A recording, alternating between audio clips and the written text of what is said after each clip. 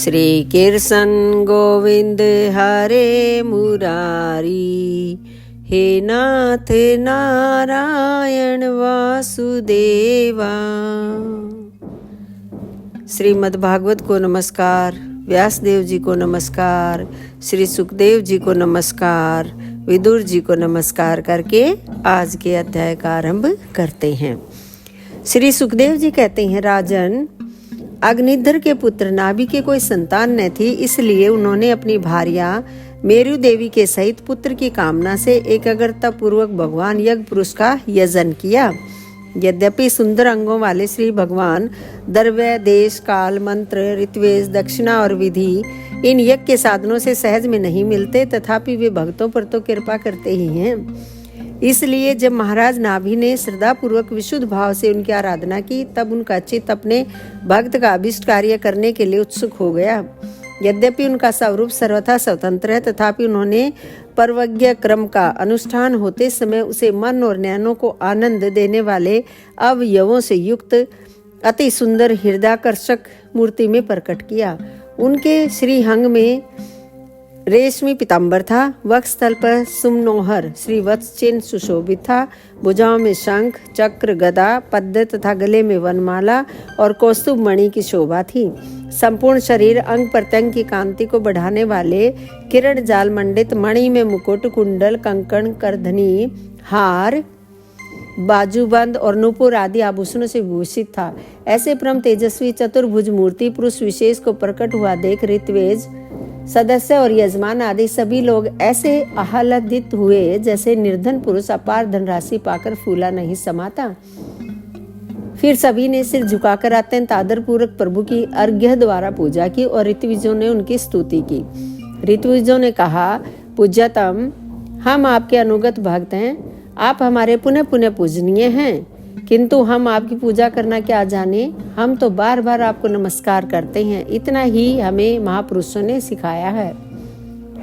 आप प्रकृति और पुरुष से भी परे हैं। फिर प्राकृत गुणों के कार्यभूत इस प्रपंच में बुद्धि फंस जाने से आपके गुणगान में सर्वथा असमर्थ ऐसा कौन पुरुष है जो प्राकृत नाम, रूप एवं आकृति के द्वारा आपके स्वरूप का निरूपण कर सके। आप साक्षात परमेश्वर हैं। आपके परम मंगलमय गुण संपूर्ण जगत के दुखों का दमन करने वाले हैं। यदि कोई उन्हें वर्णन करने का साहस भी करेगा तो केवल उनके एक देश का ही वर्णन कर सकेगा। किंतु प्रभो, यदि आपके भक्त प्रेम गदगद वाणी से स्तुति करते हुए सामान्य जल, विशुद्ध पल्लव, तुलसी और दूब के अंकुर आदि सामग्री से ही आपकी पूजा करते हैं, तो भी आप सब प्रकार संतुष्ट हो जाते हैं।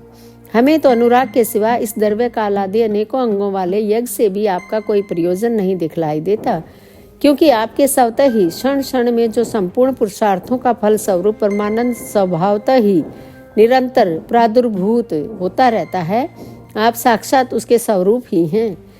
इस प्रकार यद्यपि आपको इन यज्ञादि से कोई प्रयोजन नहीं है, तथापि अनेक प्रकार की कामनाओं की सिद्धि चाहने वाले हम लोगों के लिए तो मनोरथ सिद्धि का पर्याप्त साधन यही होना चाहिए। आप ब्रह्मादि परम पुरुषों की अपेक्षा भी परम श्रेष्ठ हैं। हम तो यह भी नहीं जानते कि हमारा परम कल्याण किसमें है, और न हमसे आपकी यथोचित पूजा ही बनी है। तथापि जिस प्रकार तत्वज्ञ पुरुष बिना बुलाए भी केवल करुणावश अज्ञानी पुरुषों के पास चले जाते हैं, उसी प्रकार आप भी हमें मोक्ष संज्ञक अपना परम पद और हमारी अभिष्ट वस्तुएं प्रदान करने के लिए अन्य साधारण यज्ञ दर्शकों के समान यहाँ प्रकट हुए हैं।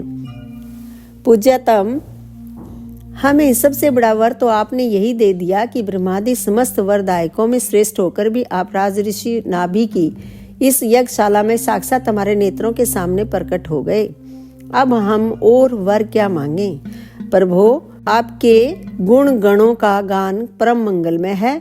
जिन्होंने वैराग्य से प्रज्वलित हुई ज्ञानाग्नि के द्वारा अपने अंतःकरण के राग, द्वेष आदि संपूर्ण मलों को जला डाला है, अतएव जिनका स्वभाव आपके समान शांत है, वे आत्माराम मुनिगण भी निरंतर आपके गुणों का गान ही किया करते हैं।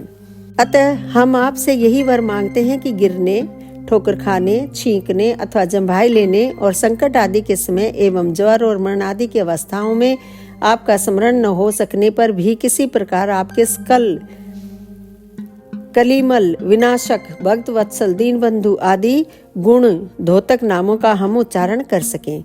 इसके सिवा कहने योग्य न होने पर भी एक प्रार्थना और है, आप साक्षात परमेश्वर हैं। स्वर्ग, अपवर्ग आदि ऐसी कोई वस्तु नहीं है जिसे आप न दे सकें। तथापि जैसे कोई कंगाल किसी धन लुटाने वाले परम उदार पुरुष के पास पहुंचकर भी उससे भूसा ही मांगे, उसी प्रकार हमारे यजमान ये राजऋषि नाभि संतान को ही परम पुरुषार्थ मानकर आपके ही समान पुत्र पाने के लिए आपकी आराधना कर रहे हैं। यह कोई आश्चर्य की बात नहीं है। आपकी माया का पार कोई नहीं पा सकता और न वह किसी के वश में ही आ सकती है। जिन लोगों ने महापुरुषों के चरणों का आश्रय नहीं लिया, उनमें ऐसा कौन है जो उसके वश में नहीं होता। उसकी बुद्धि पर उसका पर्दा नहीं पड़ जाता और विषय रूप विष का वेग उसके स्वभाव को दूषित नहीं कर देता। देव, आप भक्तों के बड़े बड़े काम कर देते हैं। हम मंदमतियों ने कामनावश इस तुच्छ कार्य के लिए आपका आह्वान किया। यह आपका अनादर ही है, किंतु आप समदर्शी हैं, अतः हम अज्ञानियों की इस दृष्टता को आप क्षमा करें। श्री सुखदेव जी कहते हैं, राजन, वर्षाधिपति नाभि के पूज्य ऋत्विजों ने प्रभु के चरणों की वंदना करके जब पूर्वोक्त स्त्रोत से स्तुति की, तब देव श्रेष्ठ श्री हरि ने करुणावश इस प्रकार कहा। श्री भगवान ने कहा, ऋषियों, बड़े असमंजस की बात है। आप सब सत्यवादी महात्मा हैं। आपने मुझसे यह बड़ा दुर्लभ वर मांगा है कि राज ऋषि नाभि के मेरे समान पुत्र हो। मुनियों, मेरे समान तो मैं ही हूँ, क्योंकि मैं अद्वितीय हूँ। तो भी ब्राह्मणों का वचन मिथ्या नहीं होना चाहिए।